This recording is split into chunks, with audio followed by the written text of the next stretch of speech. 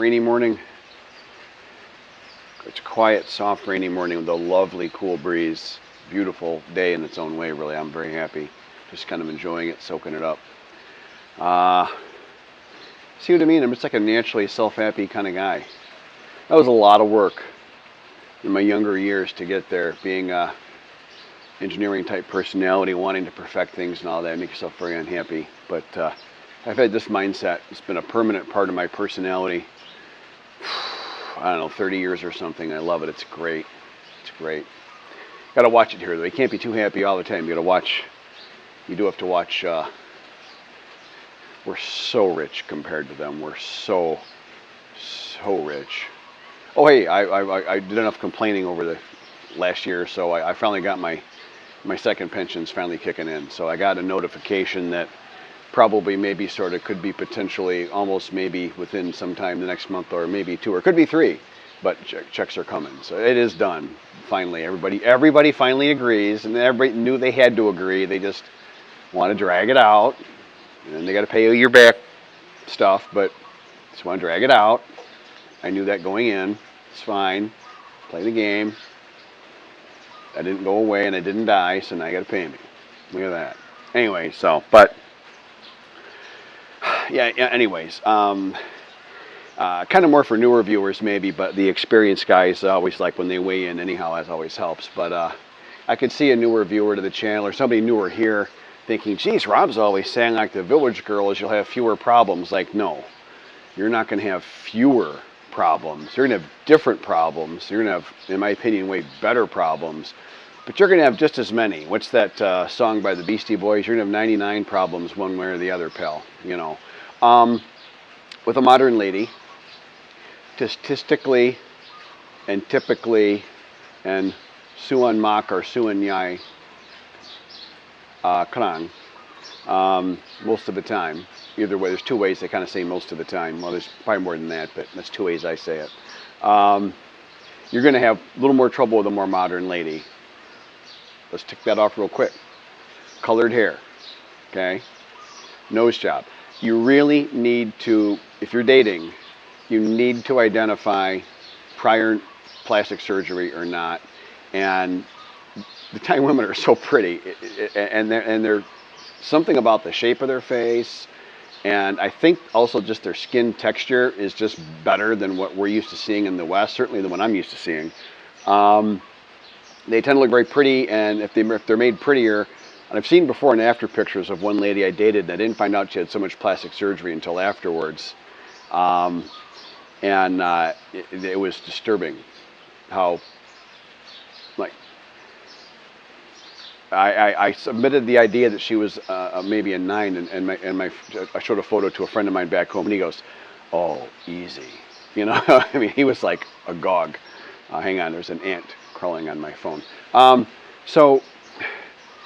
But the nose, the Western people, we have got a bridge that sticks out. Here, this part sticks out. You can't, go across from one lower eyelid or whatever to the other. On a lot of Thais, you can. The nose bridge was more flat up there. Fawn has that, and it's cute. I have no issue with it at all, but it's a thing here, and a lot of the time women are obsessed with that. And if a woman's had the nose job, that's much easier to see. I know some very nice ladies that have had plastic surgery, and that's great, and they're good-hearted, and, well, maybe, but it's fine. But you just want to know what you're dealing with. I think if you're first thing stepping into a ring, first thing going through a dark warehouse at night, if you're a cop, you want to know what you're dealing with, right? You want to know what you're dealing with when you're dating in overseas. So I would learn to identify the plastic surgery. So the colored hair, plastic surgery, and the modern, particularly label modern clothes. Those can get quite expensive. Some of you'll learn this over time organically, I guarantee you will. Some of the clothes here are or actually more expensive than they are in the West. So relative to a Thai, it's a huge deal. And you're watching out for that because it's one of the older tricks in the book. And this isn't a scammer thing. This is more of a gold digger, just a black-hearted lady thing. They want to date a foreign guy that they don't give a rodent signed end about, okay? They want to get their braces super quick. They want to get their nose job. maybe some cheek filler. They do the cheap plastic surgery, just the silicone fillers or whatever. I don't even know what the hell it is, but some kind of gel they put in there, and their faces take to it incredibly well. It's disturbingly effective, and it will fool you. They'll get their cheeks all kind of reshaped and get their hair done real fancy, and they'll get an expensive handbag and some very expensive modern sexy clothes. Sexy. Geez, you're like 63 years old, and she's 33 and she's smoking hot anyways. Why she need to buy all these sexy clothes and even prettier? Because the next guy she's going to do is going to go for is much harder catch to get than you. You know, it's going to be in a handsome Thai man or a much richer, better looking, younger foreign guy who's super rich. That's what she's looking to climb her way up and use your back to do it. Or your face, I suppose. I don't think they care. So, but problem. So yeah, so you'll have more. So that's a modern lady. And again, there's plenty of good ones. There's 8 billion people in the world, and they're not all bad. Hang on. But you'll generally have more trouble. You know, it's the old saying we have in the car world. If it's got breasts or a turbocharger, you're going to have more trouble with that thing. You know, it's the oldest. Anyways, enough about that. But village girls, you know, or Watana Tam Dangdum, traditional, culturally traditional women, or what I call the village girl, whatever. You're not going to have those kind of problems. They're you know, if it's a true traditional lady, not one that just looks like one and is trying to Trojan horse you. Or a real traditional, honest, good Buddhist Thai lady doesn't do those things. That's not like, they don't go to their temple and say, hey, I want to screw over foreign visitors and make myself rich at other people's emotional pain. The monks don't go, oh, we bless you, that's a great idea. No, they don't do that. They're not supposed to do that. So if you actually find an actual proper, so I want to emphasize that point, a real actual proper nice young lady, they won't do any of those things. But you'll still have problems. You know, and I have problems with Fawn from time to time. I mean, you know, she, you know, they spoil the children here. And is she a little spoiled? Yeah, she's a little spoiled, you know. Does she have like some, you know, maybe some medical beliefs that are not conducive, you know, to jibing too well with the modern scientific reality as I understand it from the United States? Yeah, you know, things like that, you know. But will she steal from me? No. No. Is she going to cheat on me? Highly unlikely. Highly unlikely. I mean, I would have, you know, and that wasn't a real concern I had with my ex-wife until the very end, and then I kind of knew that it was really obvious. I didn't, you know, I was as important to her as something she scraped off of her shoe, you know. But generally speaking, that wasn't an issue I had throughout the bulk of our marriage. That I would say as far as I know, she was good at. And Fawn and other traditional, her friends who are other of the same type as Fawn. Her friends are just like her. Her close friends are the same as she is. Not the peripheral from work people, because that runs the gamut. That gets pretty entertaining if you run through it sometimes. It's bizarre. The variety is bizarre. But her actual good friends are all just like her, you know. And I can't imagine any of them doing anything like that. And I know a lot of these people pretty well. You know, they're just. But you're still going to have problems. I want to emphasize, it's not like, oh, this is some magic. Rob is saying this is some magic book, because you know it's not. You know, you get into the traditional culture, and there is a little bit of an expectation that the wealthy foreigner is going to pay for more stuff. I mean, any kind of a group dinner, and you know, Fawn and I have an upfront relationship because I've requested that it needs to be that way, and by request I mean more like insist. And if we are going into a situation where I'm going to be paying for everybody, it's always been one where I've wanted to do that. I mean, I am also cognizant of the fact that you know, I'm in a different economic position than her friends and family and such, you know. So it's like last night, for example. Last night was her birthday. I'm doing 2 birthday dinners for her. I told her for her birthday I'd do 2 dinners with her and take her shopping for some nice clothes. She'll probably pass on the fancy clothes because she just won't do that. She just won't spend the money. But I'll take her to the mall. We'll have a good time and we'll look at some stuff and maybe she'll end up getting something, you know. But I'm comfortable with something fairly expensive clothes-wise. If she wants to get something she always wanted, that's fine by me. But to the point, so last night was one of the 2 dinners. It was the casual, larger group dinner. At the last minute, unfortunately, Kun Pa couldn't make it. He had to go take care of his father, who was sick again at the hospital. Kunpona's Heart of Gold there, so he had to go do that. So I just had Kunma, her mom, and the two boys, Fawn and myself. Obviously, I'm paying for that, and I know I'm paying for that, and I told her up front. But I've had dinners where she's blended in some friends, and I just want to.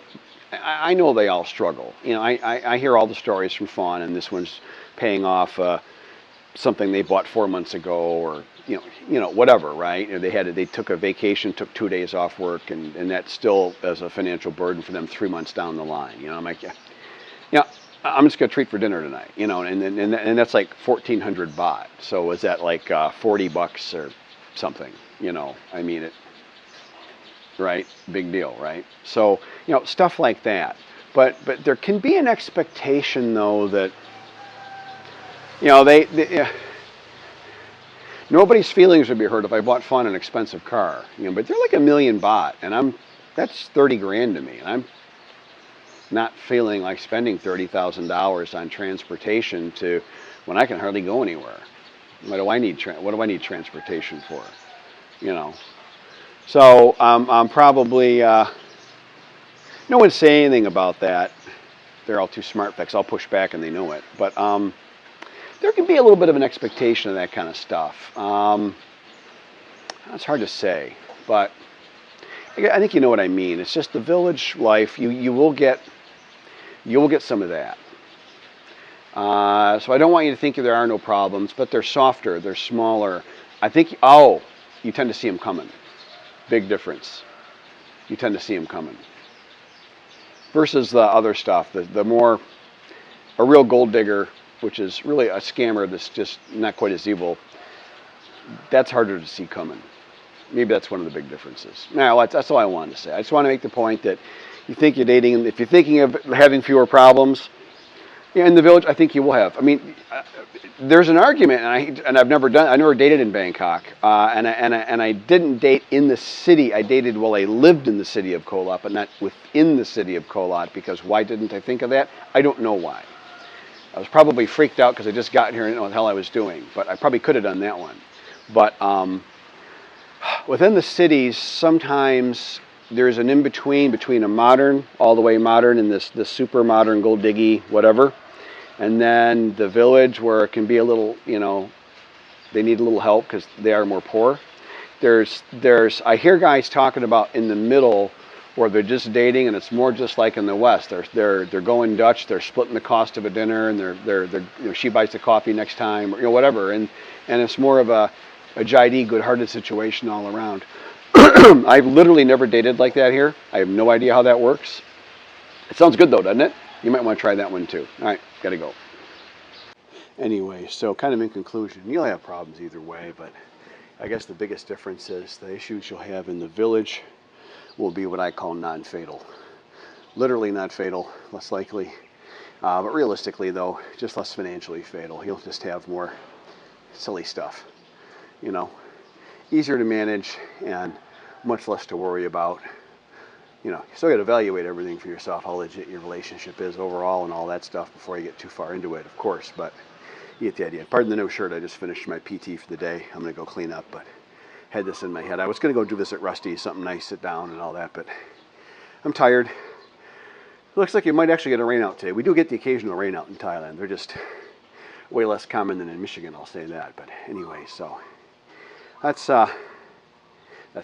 Bye. My name is Rob, and thank you for supporting my YouTube channel. I meant every word I just said with respect.